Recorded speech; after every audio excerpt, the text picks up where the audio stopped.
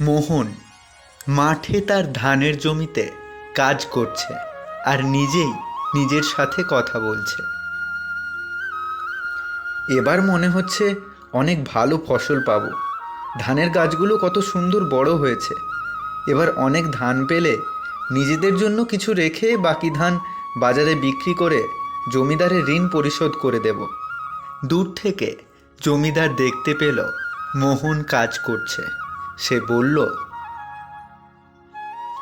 আরে, এ তো দেখছি মোহন, বেশ ভালোই তো ফসল হয়েছে ওর জমিতে। এবার ওর কাছ থেকে বেশি করে টাকা নেব। যাই, ওর কাছে যাই একটু। কিরে মোহন, তোর জমিতে তো এবার বেশ ভালো ধান হয়েছে। এ কি জমিদার বাবু? না, মানে হ্যাঁ, এবার ধান বেশ ভালো হয়েছে।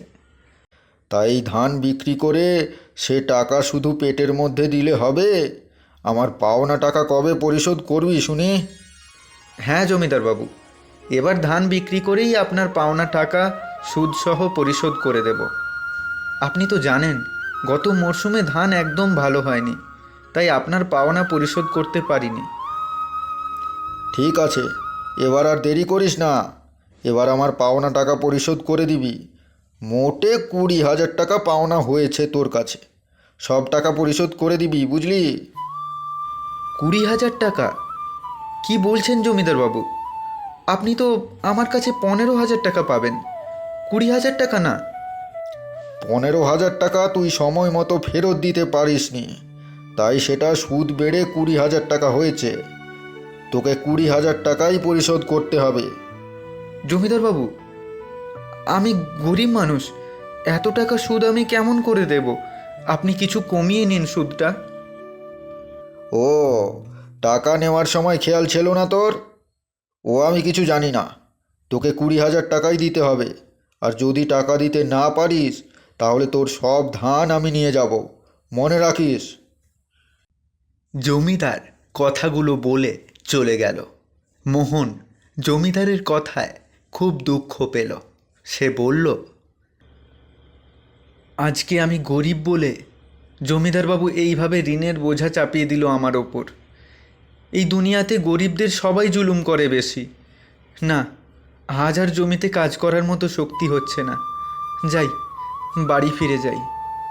মোহন বাড়ি ফিরে গেল। বাড়ি ফিরে বারান্দায় ধূপ করে বসে পড়ল। কি গো, কি হয়েছে কি তোমার? আজকে এত চিন্তিত লাগছে কেন গো তোমাকে? আর বলো না গো বউ, গরিব বলে সবাই আমাদের ওপর চেপে বসে, আমাদের ওপর জুলুম করে। কেন গো, কি হয়েছে? কেন এমন কথা বলছো? আজকে জমিদার বাবু এসেছিল আমার জমিতে। এসেই আমাকে তার পাওনা টাকা পরিশোধ করতে বলল। সে আমার কাছ থেকে 20,000 টাকা দাবি করেছে, কিন্তু আমার হিসেব মতো তার পাওনা 15,000 টাকা। তাহলে সে এত বেশি চাইছে কেন গো? এই 15,000 টাকা সুদসহ 20,000 টাকা হয়েছে। ভেবেছিলাম এবার ধান বিক্রি করে যা টাকা পাবো তা দিয়ে জমিদারের সব পাওনা পরিশোধ করে দেব, কিন্তু সে যে টাকা দাবি করছে তাতে তো কিছুই হবে না বউ। জমিদার আমাদের উপর এভাবে জুলুম করতে পারলো বলো? তুমি মন খারাপ করো না, একটা না একটা ব্যবস্থা ঠিক হয়ে যাবে। চলো তো চলো, এখন খেয়ে নেবে, চলো। আজ কি রান্না করলে বউ? আমি তো বাজারও করে দিতে পারলাম না আজ। আজকে কাতলা মাছের ঝোল রান্না করেছি। তুমি কাতলা মাছ পেলে কোথায়? সকালে নদীর ঘাটে গিয়েছিলাম জল আনতে। জল তুলে আসার সময় দেখি পাশেই একটা ছোট গর্তে মাছটা নাড়াচাড়া করছে। বেশ বড় ছিল গো মাছটা। আমি আর দেরি না করে মাছটা ধরে নিয়ে চলে আসলাম। বাহ, বেশ ভালো করেছো। দাও, তাড়াতাড়ি খেতে দাও বউ, খুব খিদে পেয়েছে। মোহনের বউ তাকে ভাত দিল, আর দুজনে খুব আনন্দ করে ভাত খেলো। বলছি কি, এখন থেকে নদীতে আমি মাছ ধরতে যাব। কয়েকটা মাছ পেলে মন্দ কি বলো? ঘরে খাওয়া যাবে, বেশিটুকু বিক্রিও করে দিতে পারবো। বউ, বুদ্ধি খারাপ না। দেখো না, আজ কেমন আকাশটা মেঘ করে আছে, মনে হচ্ছে বৃষ্টি হবে। আর কয়েকদিন পরেই তো ধান কাটার সময় হবে।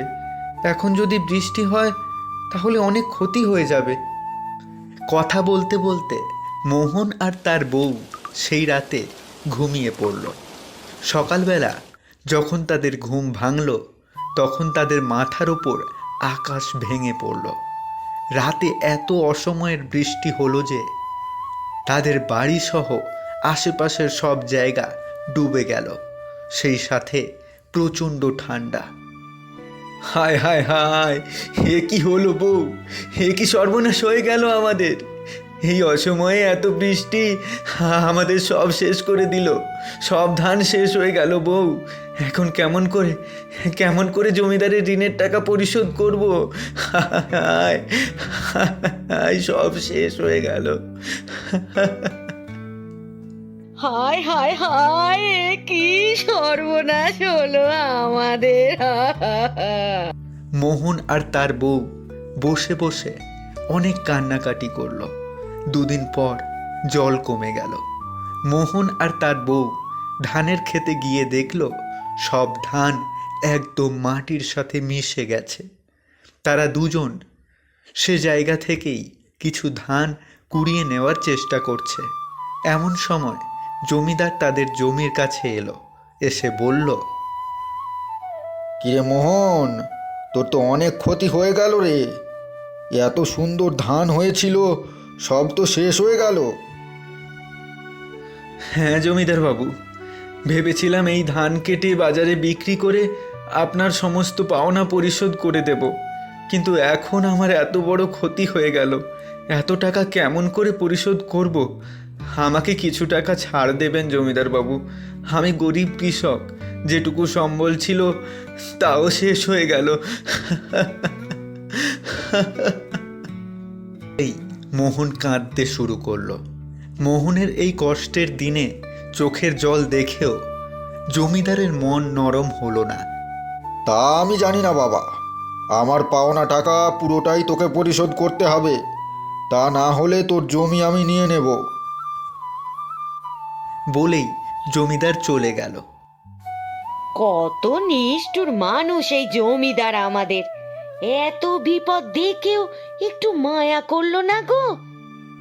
মোহন হঠাৎ দেখতে পেল একটা কিছু জমির মাটিতে নাড়াচাড়া করছে।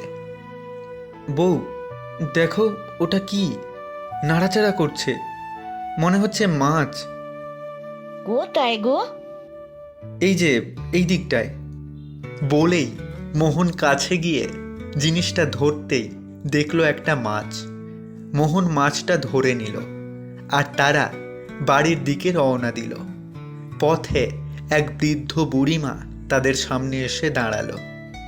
আমাকে কিছু সাহায্য কর বাবা, আমি বৃদ্ধ মানুষ, আজ দুদিন ধরে কিচ্ছুটি খেতে পাইনি, আমাকে কিছু খেতে দিবি? বুড়িমা, আমাদের কাছে এই একটা মাত্র মাছ ছাড়া আর কিছুই নেই গো। তুমি আমাদের সাথে আমাদের বাড়ি চলো, দেখি তোমাকে কিছু খেতে দিতে পারি কিনা। ঠিক আছে, চল। এই নাও বুড়িমা, আমাদের ঘরে এইটুকু চিঁড়ে আছে, তুমি এগুলো খাও। আমার তো খুব মাছ খেতে ইচ্ছে করছে রে, আমাকে এই মাছটা দিবি? বুড়িমা, আমাদের কাছে নিজেদের খাওয়ার মতো এই মাছটা ছাড়া আর কিছুই নেই, কিন্তু তুমি যেহেতু খেতে চাইছো, তোমাকে এটা এখনই ভেজে দিচ্ছি। ও বউ, মাছটা বুড়িমাকে ভেজে দাও। মোহনের এমন উদার মানসিকতা দেখে বুড়ি মনে মনে খুব খুশি হলো। আর এদিকে মোহনের বউ মাছটা কেটে খুব সুন্দর করে বুড়িকে ভেজে দিল। বুড়ি মাছটা বেশ তৃপ্তি করে খেলো। খাওয়া শেষ করে বলল, তোরা অনেক ভালো রে, তোদের মন অনেক বড়। এই নে, এই দুটো মুরগি তোরা রাখ, এগুলো ডিম দেয়। এই ডিম বাজারে বিক্রি করলে তোদের সংসারে আর কোনো অভাব থাকবে না রে। আমরা তো নিজেরাই খেতে পাই না বুড়িমা, ওদের কি খাওয়াবো বলো? ওদের কিচ্ছু খেতে দিতে হবে না রে, শুধু যত্ন করে রাখবি। আমি চললাম, হ্যাঁ বাবা। দুদিন পর সকালবেলা মোহনের বউ দেখল মুরগিটা একটা ডিম পেড়েছে, তাও সোনার ডিম। এ কি কাণ্ড! এ তো দেখছি সোনার ডিম। মোহন এসে ডিমটা হাতে নিয়ে বলল, হ্যাঁ, সত্যিই তো তাই। বুড়িমা তাহলে আমাদের সোনার ডিম পাড়া মুরগি দিয়ে গেল। এই ডিম বাজারে বিক্রি করলেই আমাদের আর অভাব থাকবে না, তাই বলে গেল বুড়িমা।